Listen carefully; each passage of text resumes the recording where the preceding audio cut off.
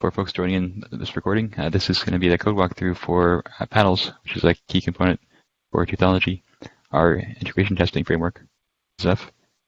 So, Aishwarya, do you want to take it away? Yeah.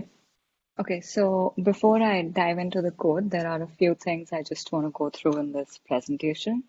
So for those of you who don't know what Paddles is a database wrapper that Teuthology uses to store Teuthology run and job information, all the test node information, and it's also what it uses to lock and unlock test nodes. Postgres is the database we use currently. Um, So I won't go through like the Teuthology code today, so I'll just walk through what happens when a Teuthology job is scheduled on the paddle side.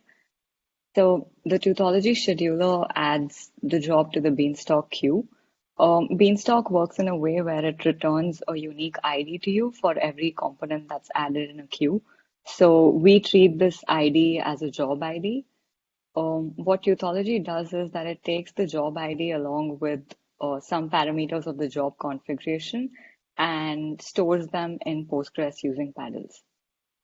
Each time there's a change in the job status, like say we take the job out of the queue and it's running or it's in a waiting state for nodes to be available, all the job status updates go to paddles as well.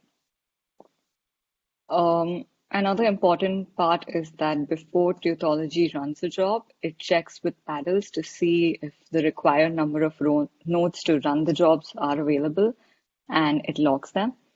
Once the job has finished running or it fails, the nodes are unlocked.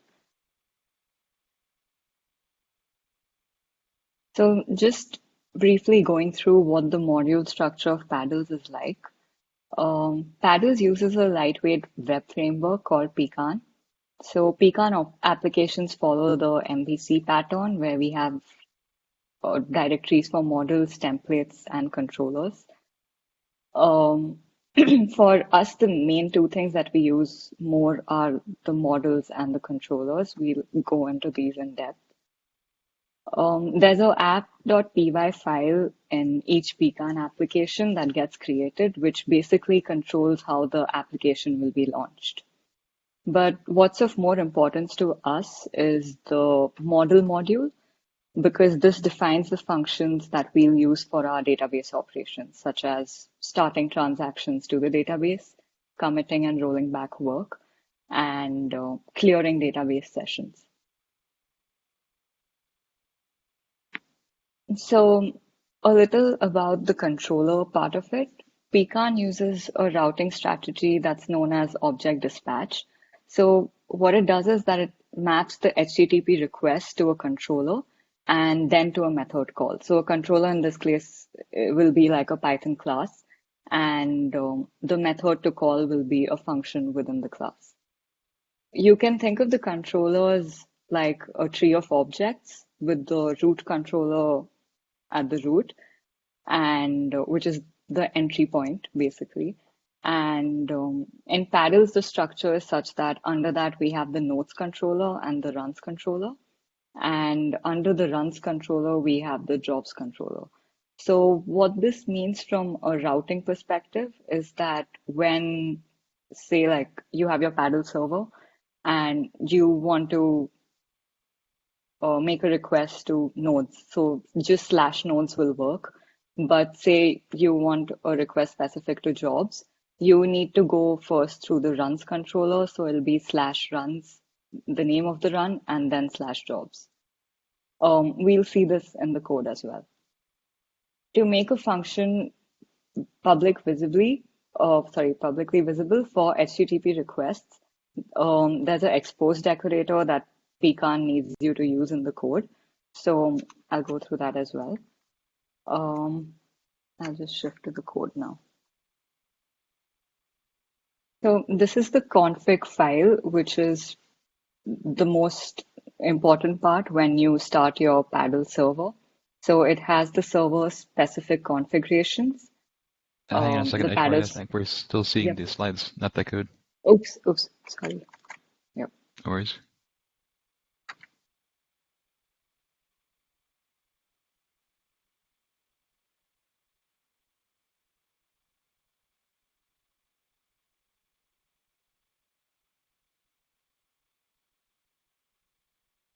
Okay, now do you see it? Yes, now we can see it. Can you increase the font size a little bit? Yep.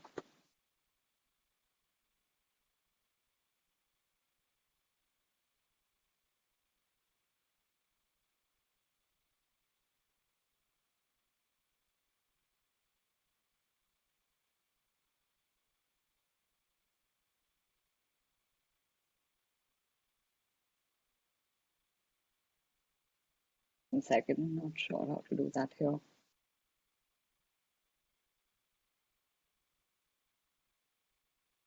Okay. Let me know when it's okay. Is that better? Yeah, that looks good. Thanks. Okay.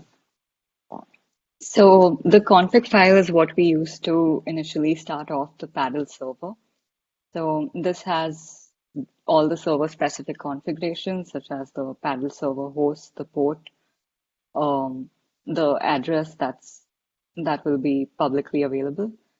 The important part here is the Pecan application configuration. Like I had mentioned, there's the root controller, which is where it's like the starting point of the application. And another important point to look at here is the hooks part. So what Pecan does is that it provides you with something called a transaction hook.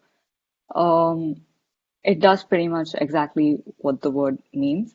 So what happens is that when there is a GET request to paddles, or actually I think a better example is a POST request.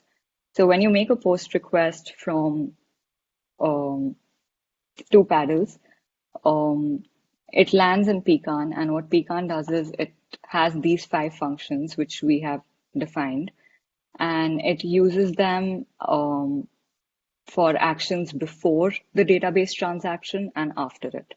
So say there's models.start. So what this does is that it just makes a connection to the database and opens a session. Yeah. And then that's when the actual transaction to your database happens. Say it's a POST request, so you'll probably create a new job, and that happens. So after that, one of two things can occur. Either we have an error. In that case, Pecan itself does a rollback, which is the function that we've defined here, and and it clears the session up. So it removes the session, and the next time there is a request, there will be a new session formed. And in the other case where the write goes through fine, it does a commit. So the reason that this is pretty good is because we don't have to do explicit commits or rollbacks, and we don't have to keep checking for errors every time we're writing to the database. So it helps quite a bit.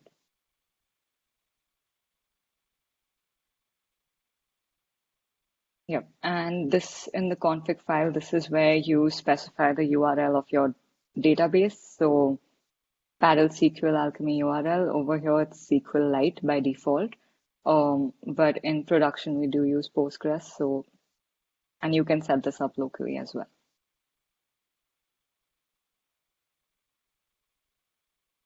Right. This was the app.py file. So there's a make app function that Pecan has. So this is what starts the Pecan application using the config that I showed previously. Okay. Coming to the models init file, the models is the module where we have all the schema definitions for all the tables um, that we will create. And just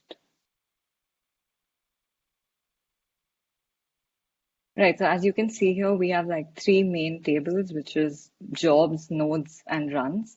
I'll start off with the nodes table. Um, just going to the schema definition. Yep.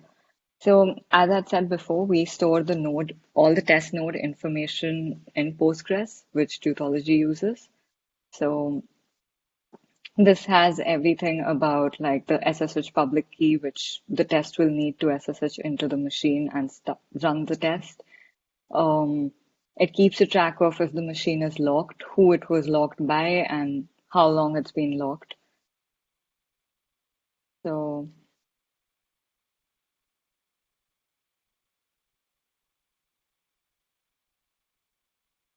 right, okay. So every time there's an update to the nodes table, there are a bunch of checks that happen because, especially because most of it will happen for the locking and unlocking of nodes.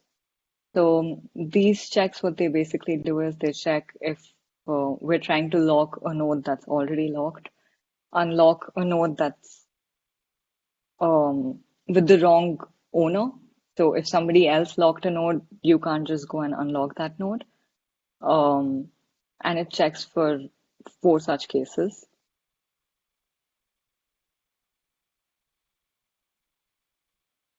Right. So over here we have the function lock many. This is used, we'll see, by the HTTP request when you want to lock a bunch of nodes together. So, in this as well, major thing is that we have to take care of the commit and the rollback because this is not a HTTP request that's happening. This is a method that we invoke on our own. And we check for a race condition error here. And in case there are multiple nodes being updated at the same time. Um, right. So moving on to the jobs model.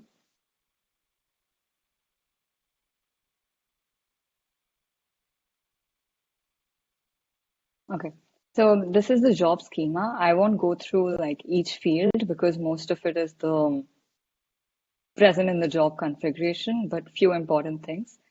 We create a job nodes table, which is a secondary table of sorts. What it stores is a job ID and the node ID. So it basically stores which node a job will be running on.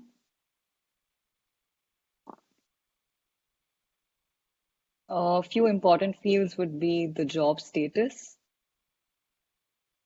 target nodes. So target nodes is basically specifies which nodes the job will run on.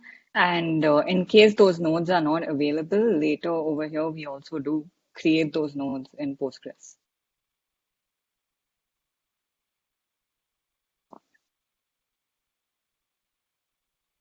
Right. So what we mean when we say allowed keys is that we don't allow all the keys, like all the columns mentioned over here to be updated once a job is created. Some of them can only happen at job creation and not later. So these are the keys which we can update after a job is created.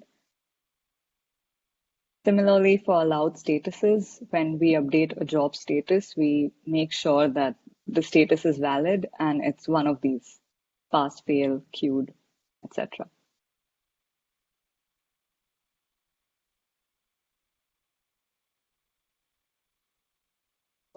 Similar to the nodes model, there are a bunch of things we check for over here when there's an update to a job. Um, the first one is the status, that is it even a status that's valid?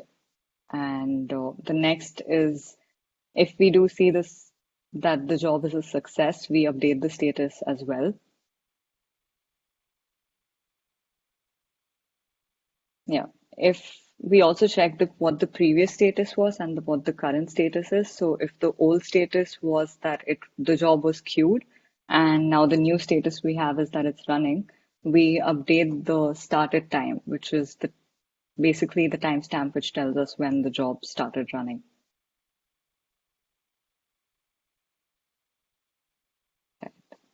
So this part over here, this is where we look at the targets configuration and we see what target nodes have been mentioned.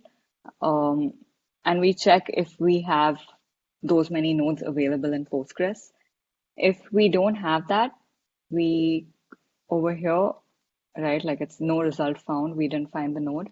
So we go ahead and we create that node with the machine type.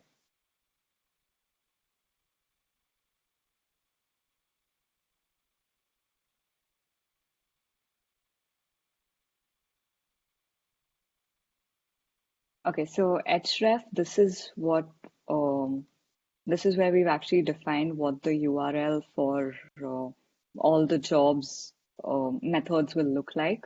So it'll be run slash the run name slash jobs and the job ID.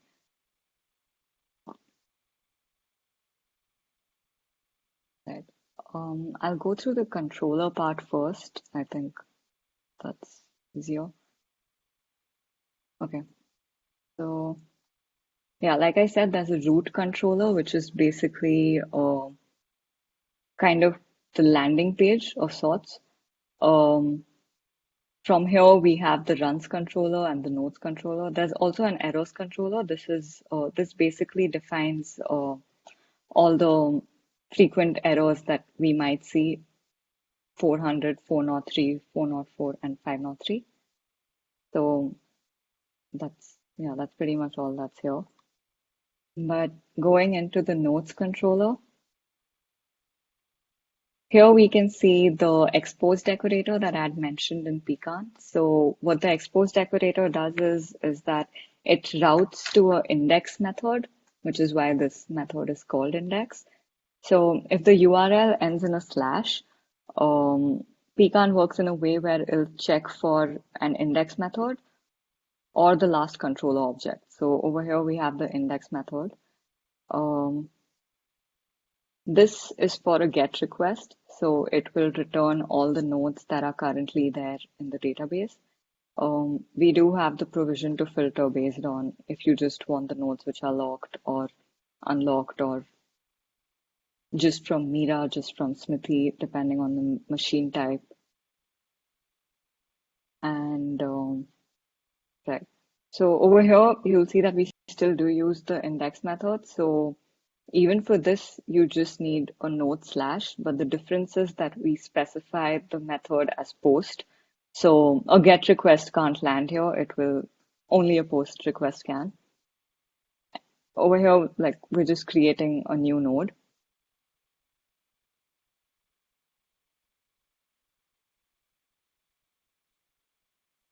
Right. So this function called lock many, this function has been defined as a in case like they're trying to make a GET request for lock many, so it just alerts the user that this is only for post requests. So now the actual lock many post request, this is where we go back to the lock many function that I had showed before in the models module for nodes. So yeah, it basically just locks a bunch of nodes, the number of nodes that the test needs you to lock. And if those are not available, it gives you a resource unavailable error saying that only one node is available instead of two. Yeah.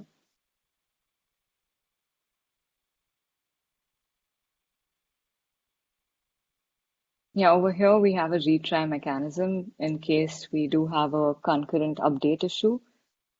Um, yeah,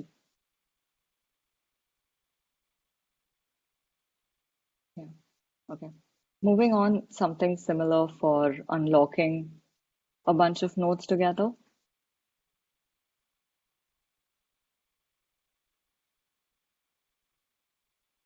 Okay. So the node controller also has a few functions defined to get job statistics. Over here you can see that, so basically this is the URL you'll have to go to. You'll have to do job underscore stats. And the default is that it will show you job statistics for the past 4 days. You can change that if you want it for a larger number of days or lesser. So it filters the jobs based on the timestamp and sends those back to you. If you have a few filters, such as machine type, it does that as well, and it returns the stats. Yeah, machine type is just it just returns the different machine types for the nodes that are in the database. Okay, so coming to the underscore lookup. So what this does is there's this concept of like right now we've been talking about controllers. There's a concept of routing to subcontrollers. So what that does is that it provides you with a way to process a portion of the URL and then return a new controller object to route for the remainder. So I'll try to explain this in the code. Basically, what's happening is that when we do /node, like I showed before, it goes to the nodes controller here. Sorry. Yeah, the nodes controller. But what we want is, in our case, we want to segregate the calls that go to multiple nodes, like when it's lock many, unlock many, with lock one or unlock a single node or get details about a single node. So what we do is we define a subcontroller called node controller. This will have all the requests for just that basically return data just about a single node. So the GET request just returns data about the node whose name has been mentioned.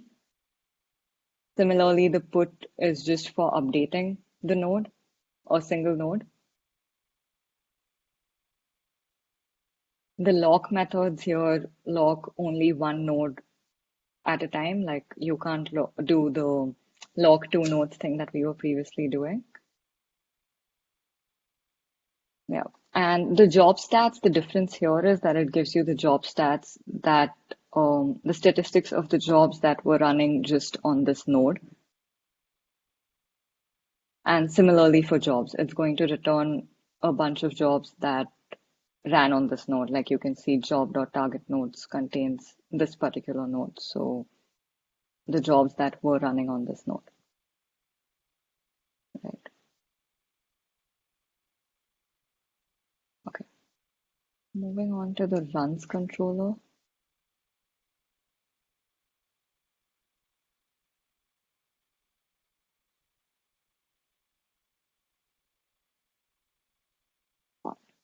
Okay, so similar to what we saw in the nodes controller, we expose index function and an index post function. Index for retrieving the latest runs. Depending on the fields, you can limit by count, and there seems to be pagination available here as well. Index.post, I mean the index post method is for creating new runs, which is what happens in the beginning of each tautology job. First, a run is created, and then we actually create the jobs. So this also has something similar to nodes controller, where we have a subcontroller here as well called the run controller. And again, this returns details. The GET request is just returning detail about one particular run. And if we want to delete a run, we can only delete one run at a time. We can't delete a bunch of runs together. So I'd shown in the slides before that the controllers are in a tree sort of structure where the jobs controller comes under the run controller. So this is where that happens. So the jobs are linked to one particular run. So which is why it's under the run controller and not the runs controller. Sorry if that's not making sense, but yeah, you can ask me if you have any doubts. So moving on to the jobs controller. Right. So most of them are pretty similar, where we have the request to get details about all the jobs that are currently in the database or create new jobs. And when we create a job, we make sure like the run exists first. And even over here, we have a subcontroller called the job controller, which returns details about a job. So in this, when you use the job controller, you have to mention the job ID, similar to when we used a run controller and we had to mention the run name.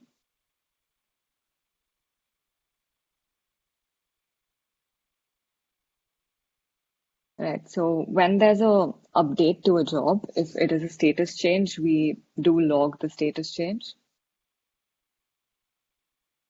And yeah, we have methods to delete the job here and also set the status of the run accordingly. So what the run set status does is, oops, 1 second.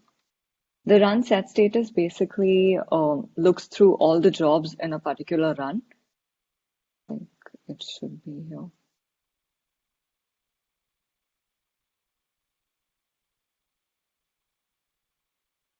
Yeah. So it'll look through all the jobs in a run. And what it does is if the result of all of them is, if the status of all the jobs is queued or running or any of them, it updates the status of the run as well.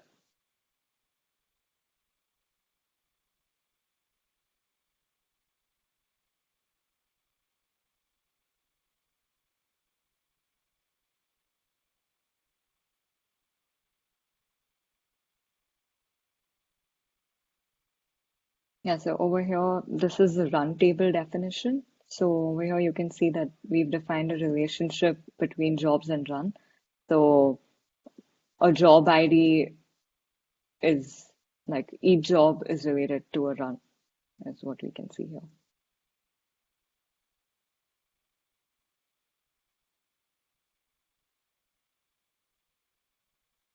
All right. So another thing that I wanted to go through was Alembic. So Alembic is basically a data migration framework. What that means is, or when we use it, is that when we want to modify our database schema, we want to do it in a way that we don't have to stop running things and then do it. So Alembic helps with that. The way Alembic works is that um, it creates a revision number, which you can see over here. That is the revision of like the current status of your database. And if you are making modifications to the database, it's going to come up with a new revision number.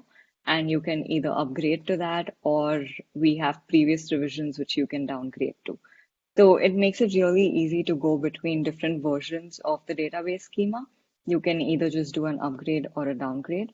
Like in this particular Alembic file, seem to be adding the notes table. So if you want to upgrade to where the current state of the database, where we do have the notes table, you can just run this upgrade function and it'll create the notes table as as well as all the constraints, the foreign key constraint, the primary key constraint. And it'll also create the job notes table, which was the relationship between the jobs and the notes table. And if you want to go back, like I mean, if you want to go back to the previous version, you can simply do a downgrade. And you can see that it does it in the reverse order, that first it'll drop the job notes table, then it drops the constraint, and then it'll drop the notes table. So it makes things pretty clean.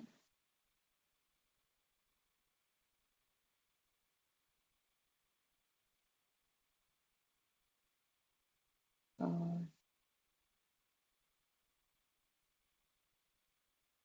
okay, so for testing, actually, yeah, for when we deploy paddles in like the actual paddle server, like not when we have it locally, we use something called Green Unicorn, which is what's written on top over here, Green Unicorn. This is the config file for that. So what this does is that it has multiple workers that it starts, which is multiple processes. And so you have multiple processes listening for requests to paddles. Um, Currently, we decide the workers based on the CPU count. And to start this, I think I have the command here. Yeah, this is the command to start the paddle server. This script, the container start shell script, is actually meant for the Docker file. So this Docker file can be used for testing. It brings up a Docker with paddles and it runs the container start script, which basically starts the paddle server.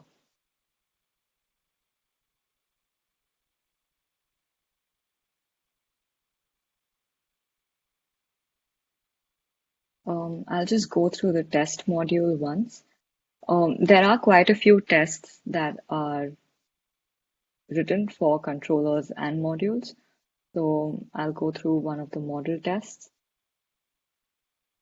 So yeah, this is for the job model. So it's testing like the run creation, the job job deletion in this case, and it's even testing if the database relationship that we've defined works.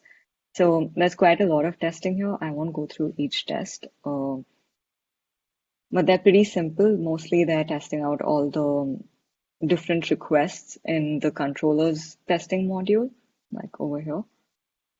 Yeah.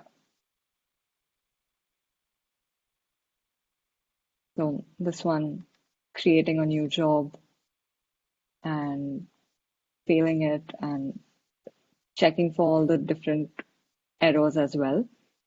So it's pretty extensive testing already available.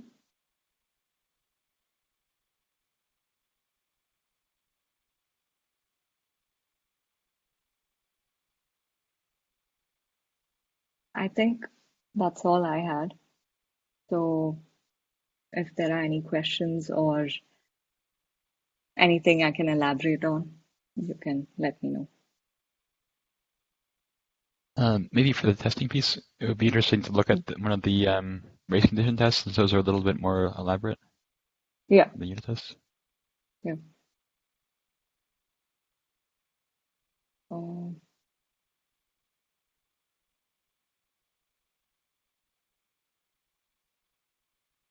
right. So the race condition test, the test we're basically trying to create here is a situation where we're forcing a concurrent update to occur. So we kind of want the request to fail. And because we do have a few retries that I had showed on the paddle side, and we're trying to see if those retries actually work. Like over here, we have these attempts we're doing. And how we do that is that we use the threading module and update multiple jobs at the same time. So this will mostly cause a concurrent update issue, and which does get resolved because now we have retries on paddle side. We also do it for over here for a read-write dependency. We saw this while unlocking nodes, that sometimes it happens. It's trying to, what basically happens is, I had shown that we check for multiple conditions when we unlock a node. So it's trying to read, saying, okay, is this node already unlocked? But also somebody's trying to write to the node at the same time. So to recreate that situation, we pretty much do a similar thing where we use the threading module and attempt unlock with multiple threads. And this is also resolved by the retries that have been added. So yeah, these are some of the more complicated tests in paddles. Yeah. Um, Other than that, anything else other than that? I guess another area that might be interesting would be maybe the changes that you are making Yeah, around yeah. I have a moving the slide for queue that. into paddles. Yeah. So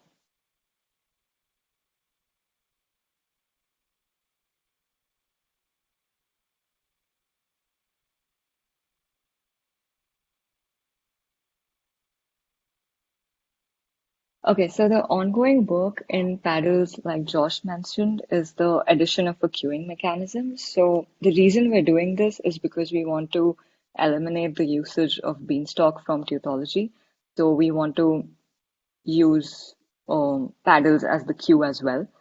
Um, So having the queue in paddles actually gives us the ability to add a lot of features because as you've seen, we store a lot of the job configuration in paddles, which we can update at any point. So similarly, with a new queue coming in, we can also update quite a few things which we couldn't in Beanstalk.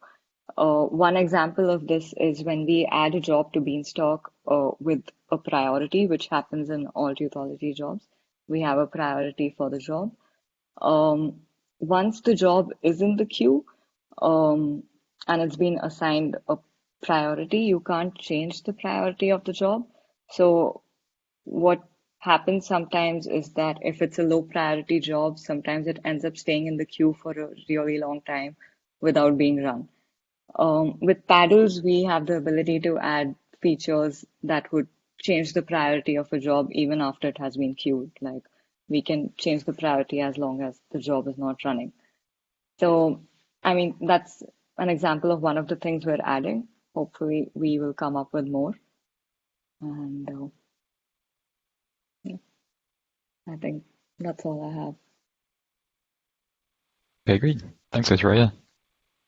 You covered everything very well. If there's any further questions, feel free to leave them as a comment on this recording, or mail us at deb@ceph.io directly. Yeah, definitely. Yeah. Thank you for This is joining. great. Yeah, this is great. Thank you, Ashwin. All right. Thanks, folks. And join us next month. We'll be doing a different code walkthrough to be determined.